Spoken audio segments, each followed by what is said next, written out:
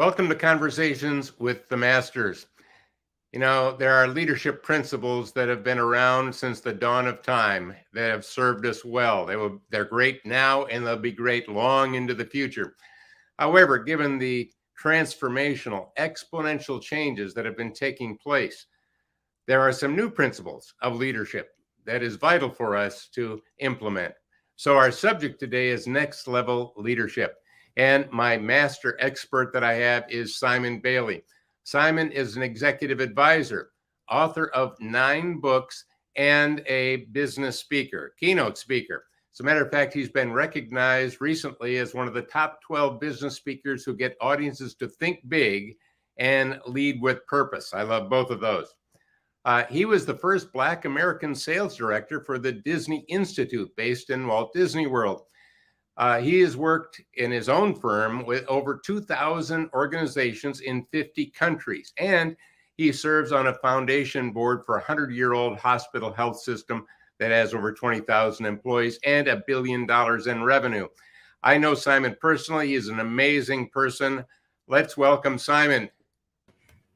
Hey, Dan, how are you? Good to see you. All right. I'm really glad you could take the time to be with us. I know you've got a very busy schedule, but this is really important for us because even for those that are managers or even aren't qualified, or let's say defined as a leader, there's a leader in all of us. And this is about bringing that leadership out in all of us. And if you are a C-suite or a high-level manager or a VP or whatever, this is for you.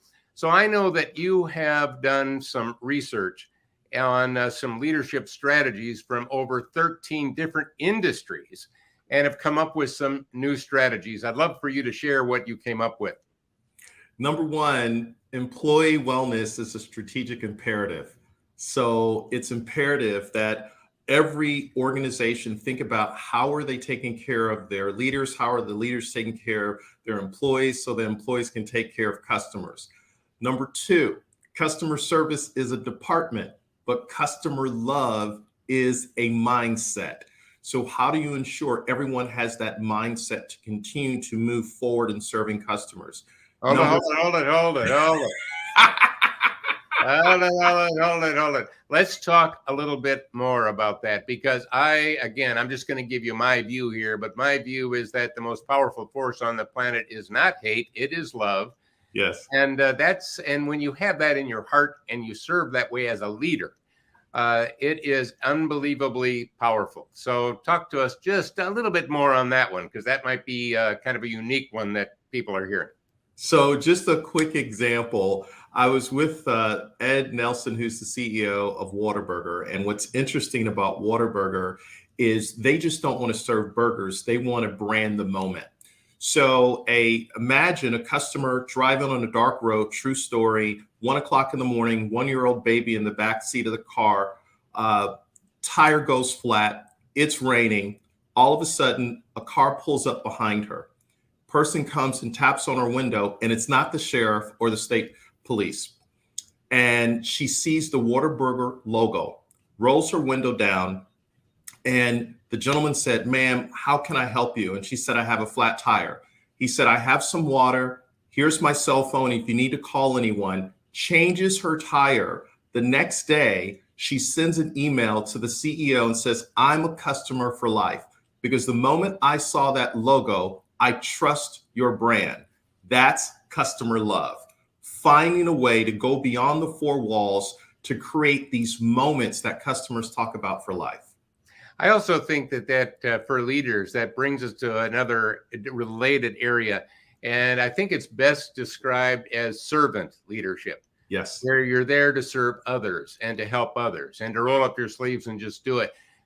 Because it's kind of like with a kid growing up with parents. It's not what they say, it's what they do. It's their actions that speak louder than words. So once again, all right, I didn't want to get too sidetracked, but it was too powerful to not pass up on. All right, let's do a little more.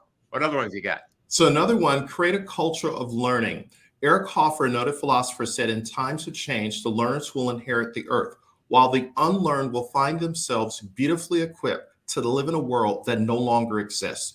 So right now, if we were to drop a pin in this, Organizations are recognizing if people are reskilling and upskilling, are they doing it in an accelerated fashion that causes them, A, to stay, B, to create more innovation, and 3, to create more cohesion in the organization because everyone's learning every day in every way. Related to that, with that anticipatory leadership element that I want to bring to this, there are hard trends based on future facts that will happen and soft trends that are based on assumptions that may or may not happen. And when you look at the future facts and you look at the transformational changes, most people, when they're thinking of the future of their organization, are looking at a rearview mirror. They're not really looking out the windshield. Because there's so much taking place today. So Yes. I think making that more visible, and as a leader, if you can share certainties, things that are what I call future truths that they know will happen. For example, we know a lot of people will be retiring. A lot of those baby boomers are going to be retiring. That's a future fact. By the way, will they take their knowledge and wisdom with them when they retire? Well, that's actually a soft trend that may or may not happen depending on what you want to do about it. So when you start really helping people get what I call a new future view based on the facts that are shaping the future, it can elevate the culture and elevate results. How about some more? What else we got? So here's one that's probably one of my favorite. Doing tough work in a kind way. The number one skill being taught right now in Silicon Valley is empathy. This ability to come alongside individuals. And though, yes, life is tough, work is tough, but how do we humanize that experience?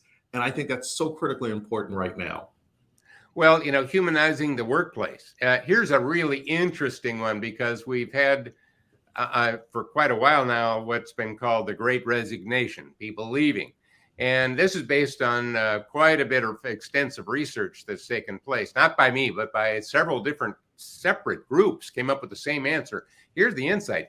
People are not quitting their job. They're quitting their boss. I just let that sink into everybody out there. They're not quitting their job. They're quitting their boss. And I've shared that with a number of people who say, oh, yeah, absolutely. Or, yeah, I've got a sister who's a doctor that actually left, not because of being a doctor, but because of the people that she had to report to and the way the system was going. So that means when we have the things that Simon's been talking about and we humanize and we elevate that future view to where we're going, not where we've been. And when we actually love our people and they can tell, wow, big things happen. I love the subject. Now, I don't think you had an endless list here. I have some other questions for you. Sure. But if you got a few more in there, put them out. Otherwise, I'll give you another question. So let me just tell a story as it relates to this last one and the last one I share. So years ago when I was working at Disney, I ran into Dick Nunes, who's the former chairman of Walt Disney Attractions. And Dick was hired by Walt Disney himself. And I said, Dick, what's the one piece of sage wisdom as a leader I should think about? And here's what he said. The higher you go, the less you know, because everything comes up through filters. People tell you what they think you want to hear instead of what you need to know.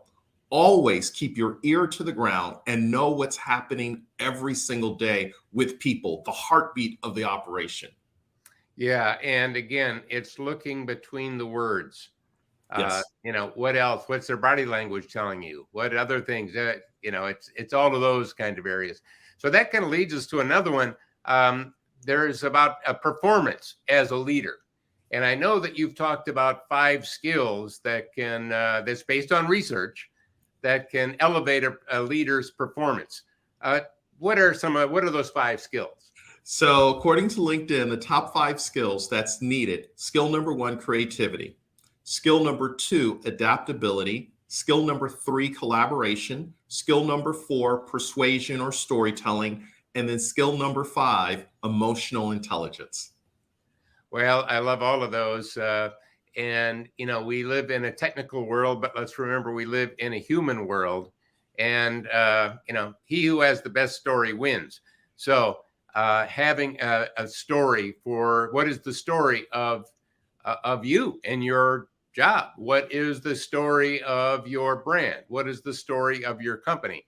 Do we have a shared story, or does no one really even know the story? And is it a story that touches my heart as well? Because there's that emotional side. So all of that is really important. And we talk about creativity, but there's a way of stimulating creativity, because you can be in front of your people as a leader and you can say, all right, we got to come up with a creative solution now. I want it now. And you may or may not get it, especially if there's a lot of stress in the room. It's less likely you'll get a really great creative answer. But there are tools for that. For example, in my anticipatory leader system and books, one of the things I talk about is opposites work better. And that is looking in the exact opposite direction that you're currently looking to see that which others are missing. Or another thing I talk about is taking your biggest problems and skipping them altogether, and how to do problem skipping. So when you learn some strategies, coupling that with creativity, all of a sudden you can find yourself moving forward. Anything else you want to comment about those on LinkedIn? And by the way, that was research by LinkedIn. Why? Because LinkedIn is the biggest social media platform for business on planet Earth. And if you're not really taking some time to hone in on what you're doing on LinkedIn, making sure you're showing yourself off in the right way on LinkedIn, if your company is not doing things in the right way, it's just an afterthought, or, yeah, we're on LinkedIn, I don't know, I haven't looked at it in months. You probably shouldn't be on LinkedIn, because you may be doing the wrong thing on LinkedIn. I don't want to get this all into to LinkedIn, but as an entrepreneur who innovates and owns the moment, talk to me about entrepreneurship, because as a leader, I want all of my people to they aren't going to be entrepreneurs. They're not going out and starting their own company, although some might. I want intrapreneurial thinking, because I want them to creatively solve problems. I want them to innovate. Talk to me about that one. Entrepreneurs are individuals that you can parachute them into a problem, and they have a Swiss Army knife of skills. They find their inner MacGyver and they solve problems quicker, faster before they happen. Entrepreneurs have what I call vujade thinking. Deja vu, been there, done that, but vujade, going there and doing that. It's being anticipatory. They have the ability to ask questions that others don't ask. When entrepreneurs are given the reins to say, solve a problem, they have what many call figure out ability. And it's that figure out ability where they start, Dan, with that blank sheet of paper and they say, what if? Here's another thing to think about entrepreneurs. A paycheck is given to people who show up, but opportunities are given to entrepreneurs who think and work beyond what they're paid to do, because they don't chase promotions. Promotions chase them because of their thinking. A good example of an opposite, by the way.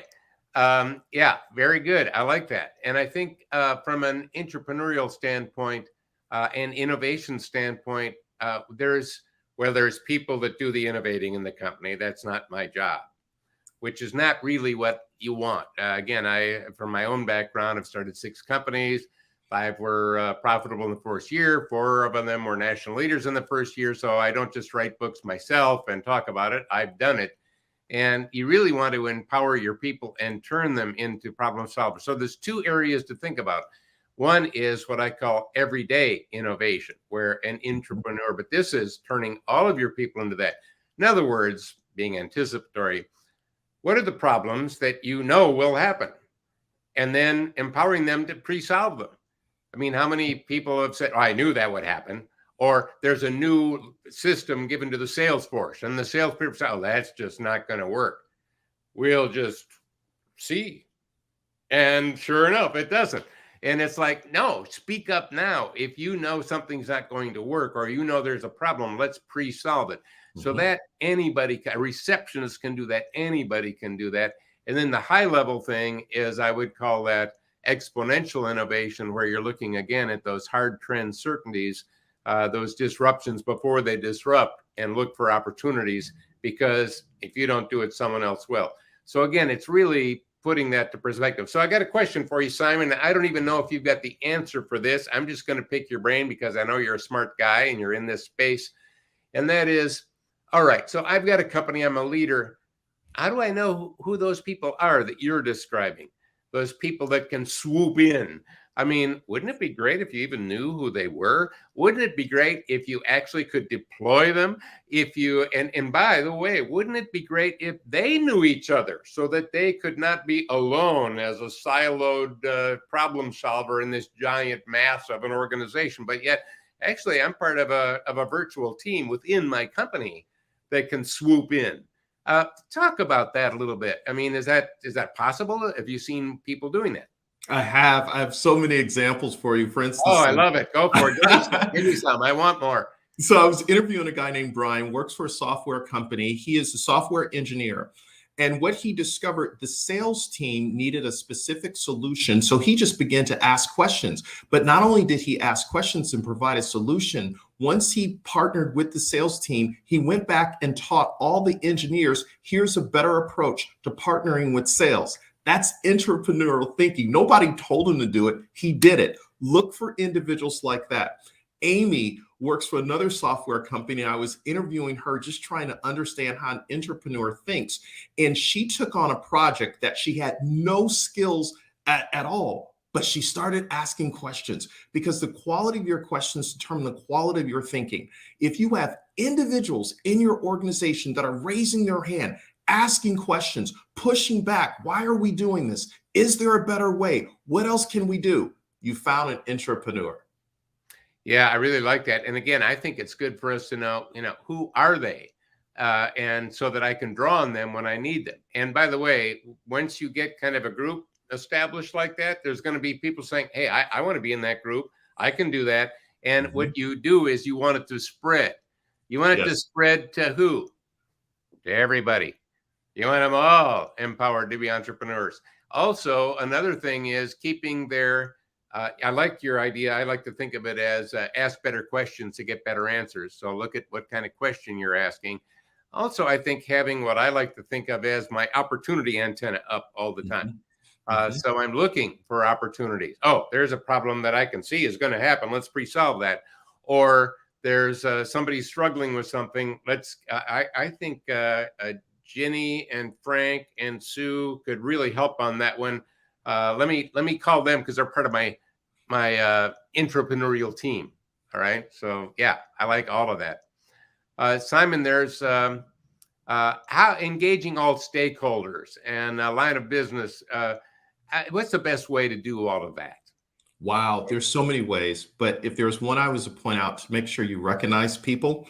So I was working at Disney, and they gave out this guest fanatic card where you could recognize individuals who did something right. The power of this, here's what the research says: 1 minute spent on recognition and creates 100 minutes of initiative. So when I'm recognized for wait, say that again.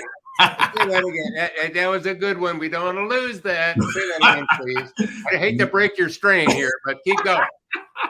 1 minute spent on recognition increases 100 minutes of initiative.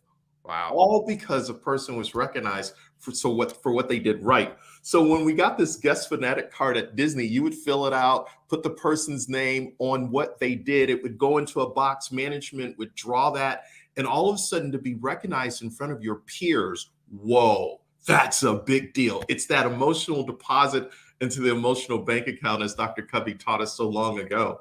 But it's that power of understanding that everyone has an appreciation language. How do we appreciate them and recognize them?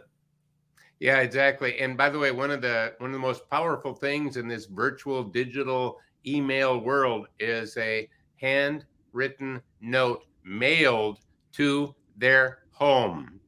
Yes. And they aren't going to just throw that away. Because they almost never get one. So why? Because you took the time to do it. So simple things like that can be so amazing. So recognition, amazingly powerful. One of the things, I like to do, again, I mentioned the skip it principle before, and how do I reward people and recognize people? What are the best ways to do it? And instead of me figuring it out, skip that problem, ask them. If we want to reward you, what are the best ways of doing it? We can't give you money. What else would you like? Tell them what you can't do. And you know what? You'll find a big list of things that you can do, and they'll help you come up with that list. Why do you have to figure it out? So I like that. That's really good. Anything else, getting people to be obsessed about the customer? Let's talk a little bit about customer obsession. And in doing that, of course, we have B2B in this, we have B2C in here. And if you can help your customer with their customer, you've done really well. So there's a customer and there's the customer's customer. So how can I be obsessed with the customer and the customer's customer? Wow. Okay. So five. I gave you a big one there. All right. Okay. Principle number one, and this is everything I learned at Disney, and I did some work for Ritz-Carlton Learning Institute. Principle number one, see them as guests and commit to connect. The ability to connect with a customer online, in person, immediately is like, whoa. Second principle, personalize the experience by individualizing the moment. When you individualize that moment for them, they're like, whoa. The research says firms that specialize in personalization will increase revenue 1 to 2% and reduce their marketing costs 10 to 20% because of the power of personalization. All right. Third, anticipate their needs by listening and observing. So this whole ability to be anticipatory, you show up at Ritz-Carlton, and before you get out of your car, they're already asking your name. By the time you hit the front desk, they're saying, Dan, welcome to the Ritz-Carlton. You're like, how did they know? Because the moment they saw you on the drive, they anticipated that you were going to come into their hotel. The fourth principle, respond immediately by solving their problems. Problems are a gift. They are an opportunity to grow. What can we learn and discover when we're uber responsive? And then principle number 5, wait for it, keep them loyal with acts of kindness. So quick little story. When we were writing the book, Be the Spark, 5 Platinum Service Principles to Create Customers for Life, we're going to print with the book, Dan. And one of our team members said her girlfriend received her monthly pet food subscription from Chewy.com. She calls Chewy.com because her pet had died and she wanted to, get rid of the food. Chewy said, listen, we'll credit your account. Go ahead and donate the food to a pet shelter. Well, she thought that was the end of the transaction until the next day her doorbell rings and there's a guy outside the door with a bouquet of flowers and a sympathy card from Chewy.com.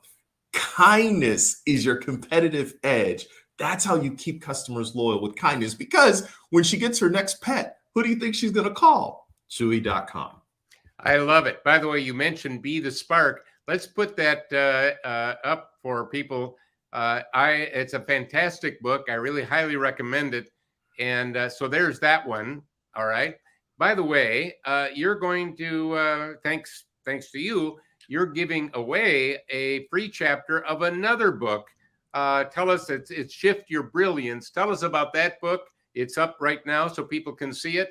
So you can get a free chapter. You can just go download it and see what you think. Tell us a little bit about that book. Shift Your Brilliance is understanding there will come a time where you have to let go of what is not working so that you can embrace what wants to emerge. And so I give you the mindset, the skill set, the will set on how others have done it and how you can do it as well. Well, there's all of these new things to grab onto. And the key is if you keep grabbing onto the new things, you're going to drown because you're not letting go of anything. So there are new, more relevant things that are coming into your world. And you want to ask yourself before they do, this is being anticipatory, otherwise you'll drown. So I don't want to drown. So I will anticipate there's new, more relevant things coming in. I want to ahead of time think of what are the lower relevance things, the things that are becoming less relevant that I need to get out so that I don't, drop an important ball and or not see my kids or not have a relationship.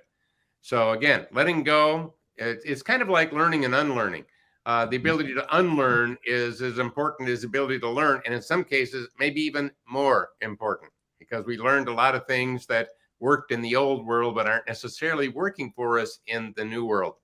By the way, I'm going to take this moment, as long as we talked about your books. Let's take just a second let's put up your website so that people can get in touch with you and find out more, because you've got so much. You've got many, like I said, 9 books and all of these tools. Please go and visit that. So Simon, we're talking about leadership, of course, and what is advancing talent with intentionality, inclusivity thinking? I know you've used that phrase. Talk to me about that a little bit. Number one is creating a culture where everyone matters.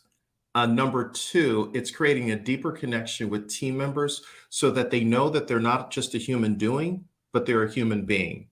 Number three, it's realizing that everyone, Dan, when they come into an organization, they have a career portfolio.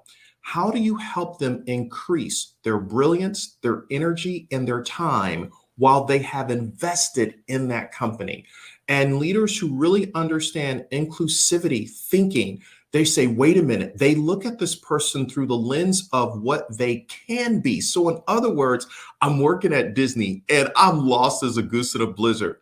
But there was some leader who saw something in me and said, do more of that. When you do more of that, that's your strengths. So in other words, I started focusing on what I could do instead of focusing on things that were not in my lane. I got out of the swim lane that I didn't belong in because a leader saw something in me. So here's the net. Leadership is all about making people better. I stand on the shoulders of leaders who made me better. You, Dan, you have made leaders better. That's it. How do you make people better every day? Yeah, and having an opportunity antenna up looking for that, because and they will remember it. Those are the kind of people that you remember throughout your entire career because they made a difference. They elevated you. And so we all have permission to elevate others. All right. Everyone has permission to elevate someone else in elevating their thinking. And again, I like to think of, I don't have the right to tell you what to think. However, I can change how you think about the future. I can change how you think about your organization. I can change how you think about opportunity. I can change how you think about your career path and help you to elevate it. So it's not about telling you what to do, but changing how you think about it, because you're perfectly good at then taking it from there. So yeah, absolutely. Any other things that are important from, oh, you've got so many good ones, and you've given some killer sound bites in here that I almost would like to go back over and see. One thing you talked about is a career portfolio. Yes. And let me give everyone another thought on that. Have you put together for yourself a value portfolio? Now, that is the value that you're bringing to the organization. And that could be, that's another lens. It's another way to think about it. What is the value that you bring? Well, that would be a good thing for you to do a little inner thinking about, and then look at, all right, once I know the value that I'm bringing, how do I elevate that? All right. And we have skills, we have talents, and we probably have a gift. And let's make sure that we have an idea of what are our skills. And by the way, Dan, what are the ones I need to upgrade? Or what new skills do I need so that I can thrive in the future?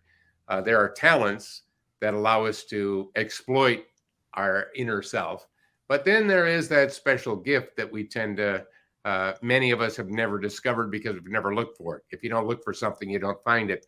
But if you know that you have a gift, and I'm just letting everyone know that's watching this, you have one, you should, and it's not a talent, it's something different. You should really make a journey of your life to try to figure out what that is so that you can direct your talents to support the gift. That creates a thermal that allows you to soar without flapping your wings. All right. Anything else that you've got for leaders that's vital for them? Because we're getting close to the end, but we still have a little bit of time left. Any thoughts that you have that you want to share? 3 quick things, and I wish somebody would have told this to me when I first became a leader. The job of a leader is not just to motivate people to work harder. The job of a leader is to invite people on a journey to discover the leader within themselves while they're following you. So leadership is caught and leadership is taught. What are people catching as they watch you? That's number one. Number two, as I've talked to leaders all over the world, firms that will be relevant as we move into the future put purpose before profit. It's counterintuitive. When you put purpose before profit, you become more profitable in the long run. And then number three, I had a chance to interview Simon Sinek at the request of SAP, and the interview was only supposed to be 8 minutes. We went for 43 minutes. And I said to Simon Sinek, what is it that leaders should be thinking about? And what he said blew me away, Dan. He said, the job of a leader is not just to care about the numbers. It's to care about the people who care about the numbers. The job of a leader, I said, tell me more, double click, drop the pin. He said, the job of a leader is not just to care about the customer. Yes, the customer is important. Care about the people who care about the customer. Yeah, absolutely. Well, once again, I know that right from starting my very first business and all of them, when we hired somebody, it was, you're probably not going to be with us forever. But while you're here, I want you to grow. I want you to learn. I want you to become the best you can be. I would love for you to stay, but I will not keep you if you have another place you need to journey to. And by me focusing on making them the best them they can be and giving them tools to learn more. And if they want to learn something, I'm all for it. Go for it, because I want people that first of all are committed to lifelong learning and actually are doing it, and realizing there's opportunity for them that way. Yeah, absolutely. Well, there's something you mentioned when I talked to you, that you talked about caring science research, leading with heart-centered intelligence based on caring science research. That was a phrase I would love to know. First of all, since I'm a researcher, and what is caring science research? Tell me a little bit more about that, because I'm really interested, and I don't know. Dr. Jean Watson is a scholar at the University of Colorado at Boulder. 40 years of her research in the medical field has been around caring science. Caring science is how do we give more humankind compassionate service with the whole person, the whole patient. Well, I had a chance to go through a cohort experience, 40 medical professionals. I'm the one non-medical professional. And what I realized that everything they teach in caring science, heart-centered intelligence, is transferable to business. Number one, care about the whole person. Number two, use biogenic language instead of biocytic language. Biogenic language causes individuals to spiral up. This is what they teach in caring science. The third thing that they teach is reading the field, listening beyond the words, listening for what's not being said, and beginning to ask questions so that you see the whole person, not just having selective hearing. Yeah, I really like that. Well, one more time as we wind this up, let's put Simon's books up there so that we can see them. Be the spark. I love that. As a leader, you surely want to do that. And then Simon's giving away a chapter of Shift Your Brilliance. I love that one as well.